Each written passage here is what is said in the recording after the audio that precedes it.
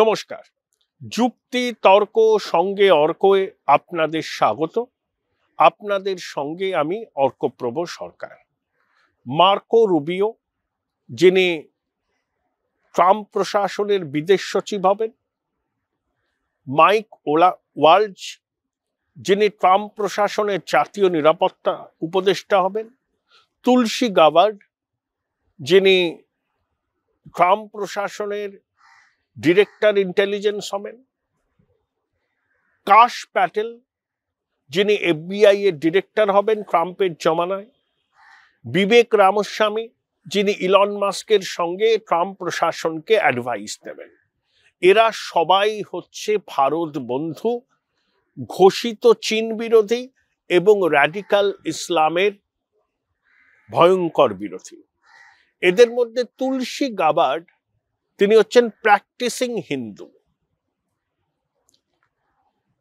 এবং আপনাদের মনে আছে কিনা জানি না, ক্যালিফোর্নিয়ায় টেক্সট বুকে, মিড লেভেল স্কুলের টেক্সট বুকে কিছু কিছু অংশ ছিল যেগুলো হচ্ছে ভারত বিরোধী এবং সনাতন বিরোধী। তুলসী গাবার্ড, তারপরে হিন্দু স্বয়ংসেবক সংঘ, হিন্দু আমেরিকান ফাউন্ডেশনের উদ্যোগে বাধ্য করে ক্যালিফোর্নিয়ার প্রশাসনকে তাদের পাঠ্যসূচি থেকে সনাতন বিরোধী, ভারত বিরোধী এই অংশগুলো বাদ দিতে।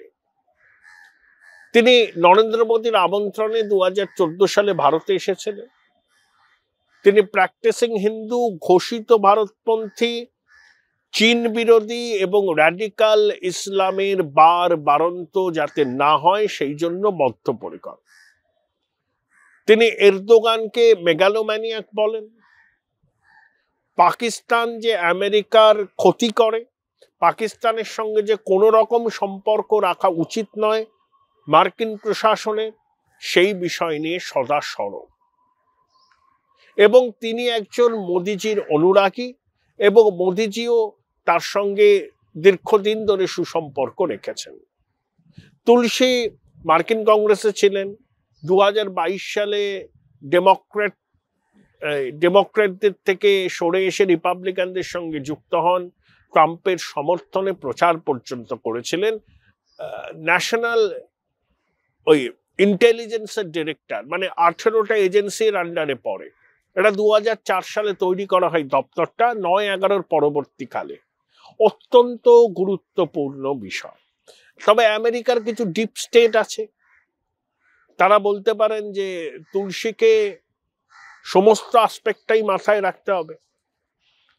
শুধু কি বলবো আর কি, ভারত আমেরিকার সম্পর্ক মজবুত করা নিশ্চয়ই তার একটা কর্তব্য হবে, কিন্তু আমেরিকা তো শুধু ভারতের সঙ্গে দ্বিপাক্ষিক সম্পর্ক নেই, অন্যান্য অনেক দেশের সঙ্গেও আছে। সেগুলোকেও তুলসী গাবার্ডকে একই রকম ভাবে গুরুত্ব দিতে হবে, সেটাই সময়ের দাবি। এই ডিপ স্টেট অ্যাক্টররা হয়তো তুলসীর কাজে আগামী দিনে বাধা সৃষ্টি করবে। যেমন কাশ প্যাটেল, যাকে CIA এর ডিরেক্টর হওয়ার কথা ছিল কিন্তু তিনি হননি, কিন্তু তাকে FBI এর ডিরেক্টর করা হচ্ছে। মাইক ওয়ালজ, যিনি আমেরিকান সেনাবাহিনীতে ছিলেন, আফগানিস্তানের মাটি থেকে আমেরিকার সেনা সরানোর বিরোধী ছিলেন, তিনি ন্যাশনাল সিকিউরিটি অ্যাডভাইজার এবং মার্কিন কংগ্রেসে ইন্ডিয়ান ককাসের সক্রিয় সদস্য। আর যিনি বিদেশ সচিব হচ্ছেন, তিনিও ভারত বন্ধু। এই ডোনাল্ড ট্রাম্প প্রশাসনের এই 4 গুরুত্বপূর্ণ পদে ভারতপন্থীদের আশায় উদ্বেগ বাড়ছে ঢাকা, ইসলামাবাদের। আমি তেহরানের কথা আজকে বললাম না, তেহরান আজকে আমার আলোচ্য সূচিতে নেই, তবে তেহরানও বিপদে পড়বে। তাদের যে ওই ছক, অ্যাক্সিস অফ রেজিস্ট্যান্স, তাদের ভাষায় আমরা বলি axis of evil, Hezbollah, Hamas, হুতিকে ব্যবহার করে ইসরায়েলের মাটিকে রক্তাক্ত করা এবং বিনিময়ে পশ্চিম দুনিয়ার সঙ্গে ব্যাক চ্যানেল করে ইরানের উপর যে স্যাংশন আছে সেই স্যাংশন উইথড্র করার চেষ্টা করা। অর্থাৎ আমি হিজবুল্লাহ, হামাস, হুতিকে সংযত করব, তুমি তার বিনিময়ে আমার উপর যে আর্থিক নিষেধাজ্ঞা আছে সেটাকে তুলে নাও। অর্থাৎ শান্তি ফিরিয়ে আনার ক্ষেত্রে আমি উদ্যোগ নেব, বিনিময়ে তোমাকে স্যাংশন প্রত্যাহার করতে। আমার মনে হয় না যে ট্রাম্প আয়াতুল্লাদের এই কি বলবো এই ফাঁদে পা দেবেন, কারণ তিনি নেতানিয়াহুকে বলতেই পারেন আপনি হামাস হিজবুল্লাহকে একেবারে নিঃশেষ করুন, প্রয়োজনে আমেরিকা সক্রিয়ভাবে থাকবে। কিন্তু এটা আজকে আমার আলোচ্য সূচি নয়। আমার আলোচ্য সূচিতে আছে ঢাকা ইসলামাবাদ। দেখুন, পাকিস্তানের ভারত বিরোধী সেনাপ্রধান আসিম মুনির কয়েকদিন আগে ইসলামাবাদে একটা থিঙ্ক ট্যাঙ্কের সবাই গিয়ে বলেছেন যে উগ্র হিন্দু জাতীয়তাবাদ বিদেশের মাটিতে বিভিন্ন লোককে খুন করছে। তিনি এটাও বলেছেন যে 6 খালিস্তানিদের আন্দোলন তারা সমর্থন করেন, তারা সেপারেট খালিস্তান চান, এর মধ্যে অন্যায় কি আছে, কাশ্মীরেরও মানুষও তো আত্মনিয়ন্ত্রণের অধিকার চান, ব্লা ব্লা ব্লা ব্লা ব্লা। আসলে পাকিস্তান যেহেতু নিজে প্রচন্ড কোণঠাসা, আর্থিকভাবে কোণঠাসা, আমেরিকার সঙ্গে তাদের সম্পর্ক আর ভালো নয়, ট্রাম্প প্রশাসন আনুষ্ঠানিকভাবে ক্ষমতায় আসলে সম্পর্ক আরো তিক্ত হবে, অর্গানাইজেশন অফ ইসলামিক কান্ট্রিজ তাতেও পাকিস্তান কোণঠাসা, সৌদি যুবরাজের সঙ্গে ট্রাম্পের ঘনিষ্ঠ সম্পর্ক, আবার সৌদির বিদেশমন্ত্রী জয়শঙ্করের সঙ্গে এসে দেখা করছেন, ভারত আবার আবুধাবি সহ ইউএই সবার সঙ্গে সম্পর্ক ঘনিষ্ঠ করছে। তাই ধর্ম এক হলেও পাকিস্তানকে গোয়াড়া পাত্তা দেয় না সৌদি। আমেরিকাও পাকিস্তানকে ফেল স্টেট বলে মনে করে এবং পাকিস্তান তাদের কাজে লাগবে না এটা তারা মনে করে। সেটা 7-এর দশকের শেষে 8-এর দশকের গোড়ায় ব্যাপারটা অন্য ছিল। আফগানিস্তানে সোভিয়েত মদতপুষ্ট সরকার ছিল, সেই সরকারকে উৎখাত করার জন্য আমেরিকা সক্রিয় ছিল, সেখানে পাকিস্তানকে তাদের কাজে লেগেছে। সেই সময় তারা পাকিস্তানকে বিপুল পরিমাণে সামরিক সাহায্য, আর্থিক সাহায্য করেছে নাজিবুল্লাহ জমানাকে শেষ করার জন্য। কিন্তু সেই বিষয়টা এখন আর নেই। উল্টে আফগানিস্তান তালিবানের সঙ্গেই পাক সেনাবাহিনীর লড়াই হচ্ছে, তারা মদত দিচ্ছে পাকিস্তানের তেহরিকে তালিবান পাকিস্তানকে। Join Indian Institute of Hotel Management now. Right choice, right decision. আর পাকিস্তানের অভ্যন্তরীণ অবস্থা কি আপনারা সবই জানেন। অগ্নিমূল্য জিনিসপত্রের, পেট্রোল ডিজেলে মারাত্মক মুদ্রাস্ফীতি। আমরা 5-6% মুদ্রাস্ফীতি হলে আমাদের রান্না করে তার ছ্যাঁকা লাগে, আর পাকিস্তানে মুদ্রাস্ফীতি 38%। $1 হচ্ছে 280 পাকিস্তানি টাকা। ভাবতে পারছেন কোথায় গেছে? বারবার করে IMF এর দরবারে যাচ্ছে, আমাকে বেল আউট প্যাকেজ দাও। জন্মলগ্ন থেকে পাকিস্তান 24 বার IMF এর শরণাপন্ন হয়েছে বেল আউট প্যাকেজ নেওয়ার জন্য। Pakistan IMF addict. সেই জন্য নিজেদের ঘরোয়া রাজনীতিতে শাহবাজ শরীফ পারছেন না, সামাল দিতে পারছেন না, তাই ভারত বিরোধী চড়া শুরু। 71-এ পাকিস্তানে অঙ্গহানি হয়েছিল, ভারত তাদের যুদ্ধে হারিয়ে বাংলাদেশকে স্বাধীন করেছিল, সেই ক্ষত তারা ভুলতে পারছে না। তাই যখন তারা দেখছে বাংলাদেশে মুক্তিযুদ্ধের পরাজিত শক্তি ক্ষমতায় এসছে, হেফাজত, হিজবুত তাহরির, জামাত ছড়ি ঘোরাচ্ছে ক্ষমতার নিয়ন্ত্রক, এই সুযোগে পাকিস্তান ঢাকার সঙ্গে সম্পর্ক মজবুত করতে চাইছে। সেই জন্য করাচি থেকে 53 বছর বাদে প্রথম পণ্যবাহী জাহাজ সরাসরি চট্টগ্রামে এলো। সেই পণ্যবাহী জাহাজের 300টা কন্টেনার ছিল, তাতে মাদক আছে না অস্ত্র আছে আমরা জানি না। দুদেশের চুক্তি হয়েছে পাকিস্তান থেকে আগত পণ্যবাহী জাহাজের কন্টেনারকে বন্দরে আসার পর আর পরীক্ষা করা হবে না। এখন সেই কন্টেনারে নিষিদ্ধ মাদক থাকতে পারে, অস্ত্র থাকতে পারে, জঙ্গিদের হাতে তুলে দেওয়ার জন্য সেই অস্ত্র নিয়ে তারা বাংলাদেশে নাশকতা করবে, ভারতবর্ষে নাশকতা করবে আমরা জানি না। জিন্নার জন্মদিন ঘটা করে ঢাকা প্রেস ক্লাবে পালিত হচ্ছে। পাকিস্তান হাইকমিশন এখন ঢাকায় অত্যন্ত অ্যাক্টিভ। পাকিস্তানের বিশ্ববিদ্যালয়ে বাংলাদেশের ছাত্রছাত্রীরা গেলে স্কলারশিপ পাবে, শুনছি ভিসা অন অ্যারাইভাল, পাকিস্তানের বেতারে উর্দু সম্প্রচার হবে, মানে খুব একটা হবনবিং চলছে, খুব মাখো মাখো ভাব। তা আমরা একটু উদ্বিগ্ন, কারণ সন্ত্রাসবাদী রাষ্ট্র পাকিস্তান আর এখন জঙ্গিদের স্বর্গরাজ্য হয়ে উঠতে চলা বাংলাদেশ যদি কাছাকাছি আসে, তাদের তো লক্ষ্যই হবে যে ভারতের ক্ষতি করা, ভারতের উপর জাতক্রোধ পাকিস্তানে। সবকটা যুদ্ধে তারা হেরেছে, পাকিস্তানের অঙ্গহানি হয়েছে। আর দেখুন, এখন কিন্তু উন্নত দুনিয়া দক্ষিণ এশিয়া বলে না, তারা বলে ইন্ডিয়ান সাবকন্টিনেন্ট, ভারতীয় উপমহাদেশ। এটা হচ্ছে ব্র্যান্ড ভারত। কারণ এই বাংলাদেশ, পাকিস্তান এবং একসময় বার্মাও তো আমাদের মধ্যে ছিল। তাহলে ভারতীয় উপমহাদেশ, আমি বার্মার কথা ছেড়ে দিলাম, পাকিস্তান বাংলাদেশ তো ছিল। তাই সাউথ এশিয়া না বলে এখন পশ্চিমী গণমাধ্যম, পশ্চিমের মানুষ, পশ্চিমের সরকার সবাই বলে ভারতীয় উপমহাদেশ। কারণ ব্র্যান্ড ভারত এমন ভাবে এস্টাবলিশ হয়েছে, সেটাকে আর কেউ অস্বীকার করতে পারে না।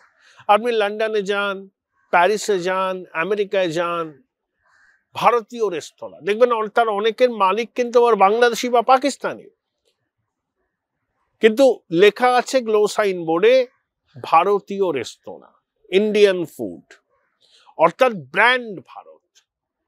এটা বিশ্বে প্রতিষ্ঠিত হয়েছে।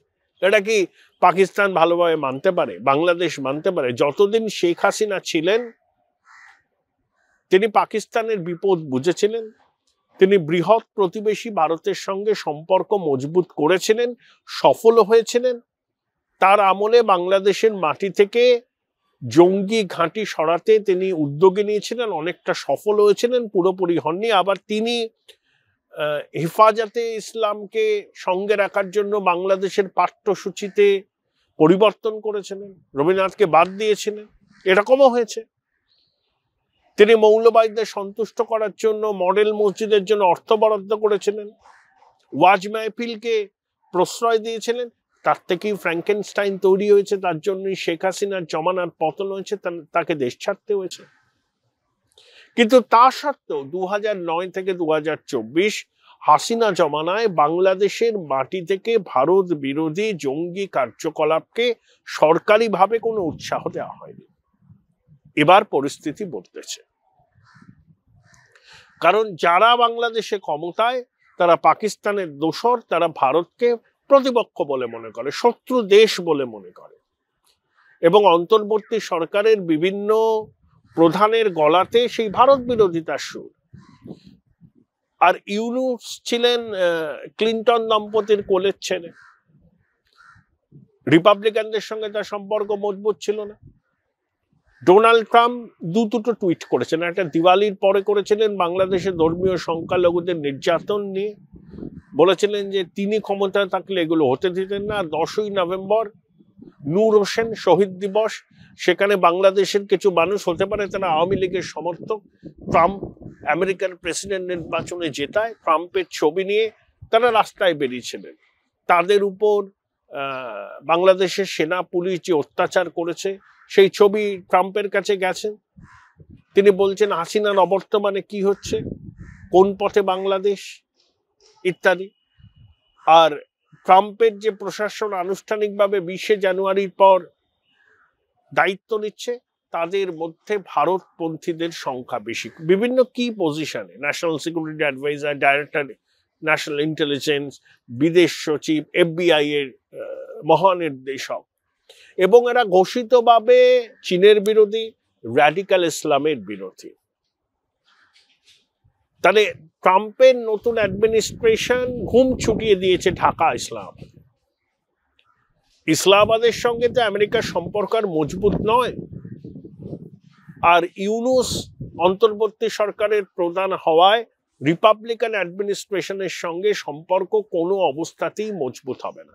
আর তার উপরে এই বাংলাদেশের মাটিতে যদি র্যাডিক্যাল ইসলামের পুনরুত্থান হয়, সেটা ভারতীয় উপমহাদেশের ক্ষেত্রে অশনি সংকেত এবং সামগ্রিকভাবে দুনিয়ার শান্তি সুস্থিতির পক্ষেও বিপদ।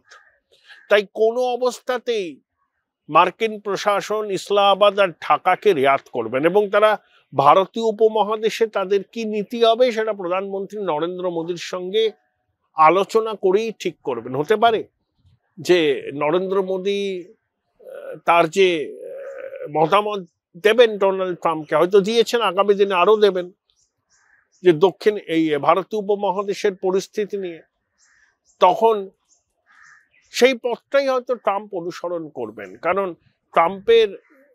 ডোনাল্ড ট্রাম্প 2-তে যারা কি পোর্টফোলিওতে আছেন তারা ঘোষিতভাবে রাডিকাল ইসলামের বিরোধী এবং প্রত্যেকে ভারত বন্ধু।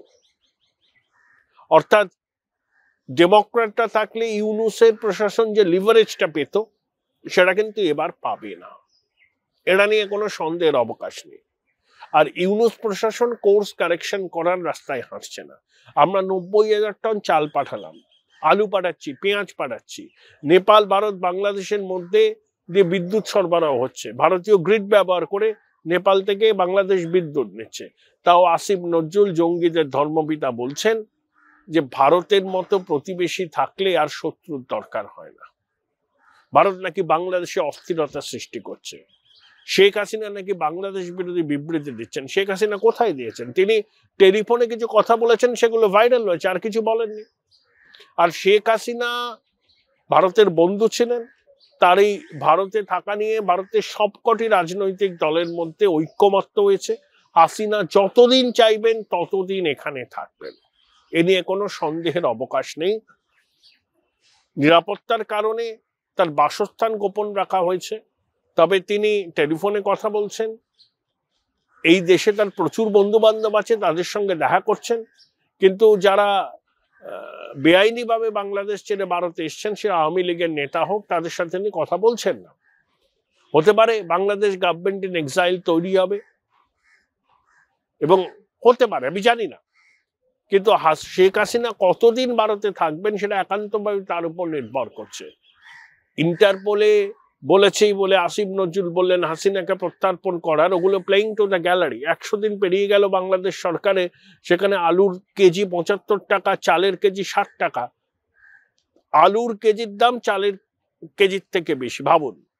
পেঁয়াজ বাড়ন্ত, টাকা পয়সা নেই, ব্যাংকগুলো ঢুকছে, গার্মেন্ট ইন্ডাস্ট্রি ঝাঁপ ঘটানোর মুখে, কর্মীরা বেতন না পেয়ে রাস্তায় নেমে আসছেন, পুলিশ সেনার গাড়ি ভাঙচুর হচ্ছে, সড়ক অবরোধ হচ্ছে, এই হচ্ছে ডামাডোল। তার মধ্যে রাডিকাল ইসলামের চাষাবাদ হচ্ছে, বাংলাদেশকে আফগানিস্তান পরিণত করার হুঙ্কার দেওয়া হচ্ছে, ধর্মনিরপেক্ষতাকে মুছে ফেলার চেষ্টা হচ্ছে, মেয়েদের স্বাধীনতাকে খর্ব করা হচ্ছে, মুক্ত মনা অসাম্প্রদায়িক বাংলাদেশিদের খতম করার ফতোয়া দেওয়া হচ্ছে। তা এই পরিস্থিতিতে আগামী 20শে জানুয়ারি ডোনাল্ড ট্রাম্প দ্বিতীয় ইনিংস শুরু করবেন এবং এটা নিয়ে কোনো সন্দেহের অবকাশ নেই, ইসলামাবাদ এবং ঢাকার রক্তচাপ তিনি বাড়িয়ে দেবেন ক্ষমতা আসার কয়েকদিনের মধ্যেই।